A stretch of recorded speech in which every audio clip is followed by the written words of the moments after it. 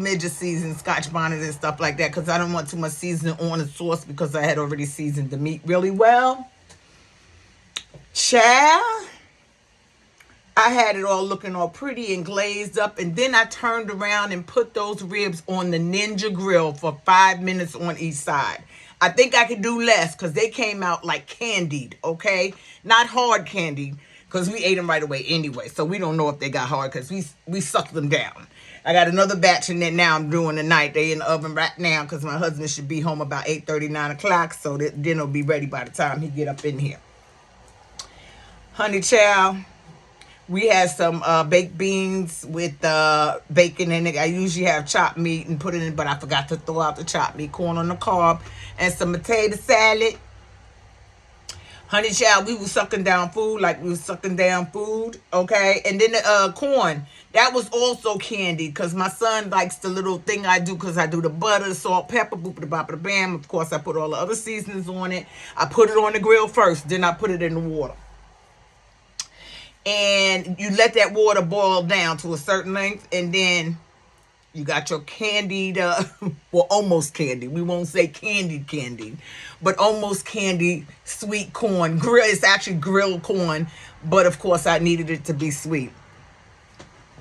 Child, we sucked that food down last night, and then the boys don't even know I ate the rest of the ribs because you know what? They left them there, and my grandson wasn't here, and he greeted everybody else in the house, so I ate the rest of the ribs. Don't y'all tell them, okay? So I'm going to go ahead and finish up the rest of the ribs tonight so they can go ahead and have those ribs, okay? But anyway, getting back to what I was saying. All commentary is alleged and in my opinion with some actual and factual. And it is about Tamar and the Braxtons. And I don't know why I said it like that because it should be Toni and the Braxtons, okay? But Tamar is the wild card. Now, in regards to their niece being sexually abused by a family member's husband, I believe that. But I also believed Tamar wasn't doing it for a good reason because, like she kept saying over and over, it's her story, it's her story. Yeah, so why do you want her to tell your story on your show that's supposed to be about y'all, the sisters, okay? If it was going to be a family show, then we should know that it's the family Braxton values or something like that, so we know that people are going to be coming in and out. You dig what I'm saying? But if we just concentrating on you four sisters and Evilyene, your mama, yes, the one y'all call Miss Evelyn, I'm calling her Evilyene because I'm telling you, each and every one of y'all has a part of your mother, and your mother is still walking around angry based on the fact that that man cheated on her 999 years ago. And all that anger and hatred and spitefulness she spewed onto y'all, and y'all have been spewing it on America. Okay, Tamar is the worst because we can see that Evilyene has a certain kind of love for Tamar, and I don't know if it's because she's the baby or what, or because she wasn't as successful as Toni was. But that's on her, because from what I heard through the grapevine and in these streets, Tamar has always been a problem, and that's why she didn't have the career that she should have had. She might have been as successful or more successful than Toni. We don't know, and we'll never know, because her shenanigans are continuing to go on and on and on till this day. She is still the same person she was those 999 years ago when they didn't want to work with her. She's still acting the same. She hasn't changed. And each year that we watch their show, it's like she gets worse and worse, and she gets louder and louder, and she talks more and more and more. And my thing is, if there was something that happened to your niece, your show is not the place to bring it. And me, myself, personally, as a victim of physical, emotional, and sexual abuse, okay? I should have cleared that up. I should have said actual, but y'all know what I mean. As a woman who has survived this, and I just found out 2 days ago that the man that used to abuse me has passed away. One of my best friends in New York called me to let me know that. I don't know why he felt the need for me to know that. I forgave him a long time ago, but I'll never ever forget the things that he's done to me. That he passed away, and I guess he felt that I would have closure. I think I already had closure. But I think that Tamar wanted to bring the niece on the show to exploit her. This is my personal opinion. Tamar, I think that you just wanted to exploit your niece. You wanted to build up your podcast. You wanted to have people have sympathy for you when this is not what happened to you. Your experience is different than her experience. You don't know what she's thinking or how she's feeling. You know what I'm saying? You can only go by what you experienced and what you're experiencing and what you're feeling.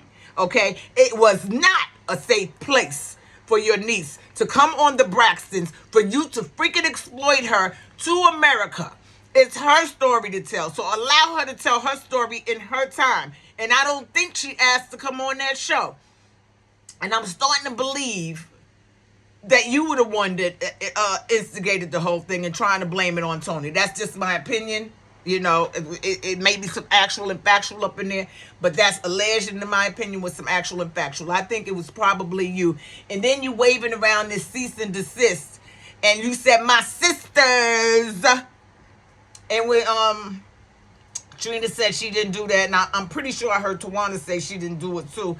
So I'm thinking that you're trying to accuse Toni without accusing Toni. But the word I heard on the street was that Michael Jr. was the one that sent the cease and desist. So if you're going to spill the beans, spill them all. And I understand that you're trying to get us to watch the show. We're going to watch it anyway, because you motherfuckers are a train wreck. You're a hot-ass goddamn mess. So we're going to be watching the goddamn show. Let's be real clear. We are going to watch the show, and we're going to talk shit about you.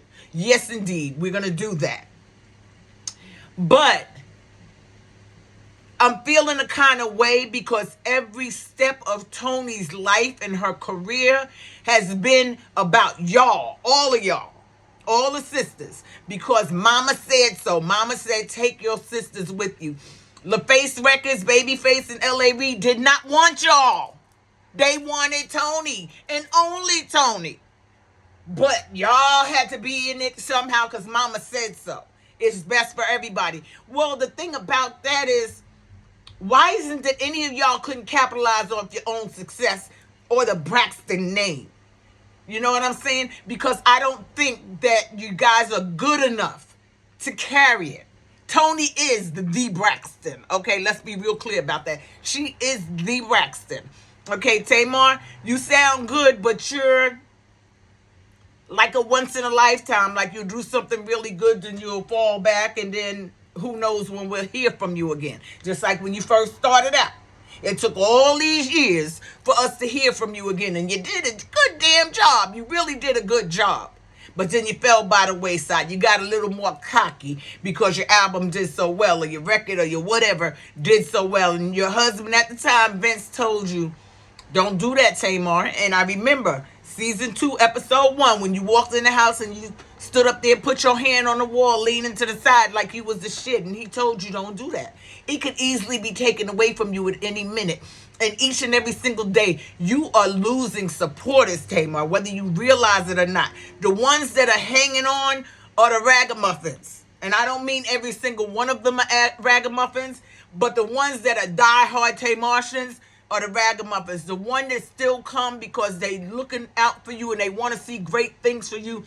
They're still praying for you, but they're going to eventually get tired of praying for you because your shenanigans is out of hand. You're always screaming, you're always yelling, your family does everything to you. Then get the fuck off TV. You don't need to be on TV. If you have all these problems with your family, especially your sisters, if you have these problems, get the fuck off TV. Then get yourself some motherfucking therapy. Stop telling us that you're working on yourself and you're not actually working on yourself. Because I know what working on me looks like. Because I've been doing it for a long time. Okay? And when I have episodes, believe you me, I'm picking up the phone. Like I said, if I break a nail, I'm calling Dr. Bottles. And I need to know why my nail broke in this particular fashion. Okay? So when my anxiety is up through the roof, I'm calling her to see if my meds can be regulated or whatever the flipping dip can be done. Maybe I need to go outside and take a walk. Maybe I need to get some sun. Maybe I just need a hug from my son. But whatever it is, I'm going to take the steps to do that. You appear to be still a toddler. You're still throwing your feet and throwing a tantrum, and your mama's allowing you to have your motherfucking way, and Toni is feeling the brunt of it all because she is the oldest sister, and she is the one that's been carrying you guys, and if she quits, y'all are fucked. If she quits doing the show, y'all are fucked, because we ain't coming to see you, Otis. We not here to see you. We don't care how loud you get and all your little colloquialisms that you make up in your little sayings.com and get your life and all that other stuff. We don't give a flipping dip about all that shit that you talk about. If you're not there to have an impact on your audience and show your audience your growth and your success and black excellence, then we don't want to see it. And yeah, I'm glad Toni got gully with it. I was hoping she popped the, like your mother said, slap the piss out of you. That's what I was hoping Toni would do. But we don't condone violence over there. But you need it. I'm telling you, you need it. You was one of them kids that didn't get your behind touched or tapped when you was younger, and you saw that you can get away with all this bullshit. And you've been lying and riding on these lies for years. You've been riding and riding and riding dirty all these years. Okay, because the common denominator in all of this dysfunction is your mama, Evilyene, and you, Tamar. Okay? And so until you work on doing better and being better, you're not going to treat your family any better than you were taught to treat them.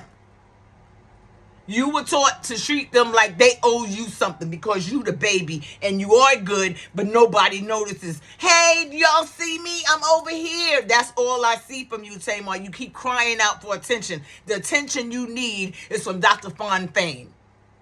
Okay, and if you want to know his address, it's 666. I shouldn't have said that. 1616. Okay. Doctor's Way. That's all I can tell you. Okay, and he's in Anywhere USA, baby. Go and get yourself some help. Stop blaming everything on your sisters. Stop trying to out-talk everybody and loud-talk everybody because you're trying to make people think that you don't lie.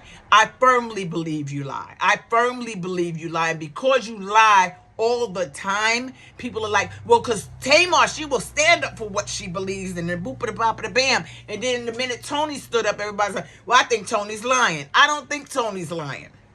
I don't think she's lying. Okay? I think you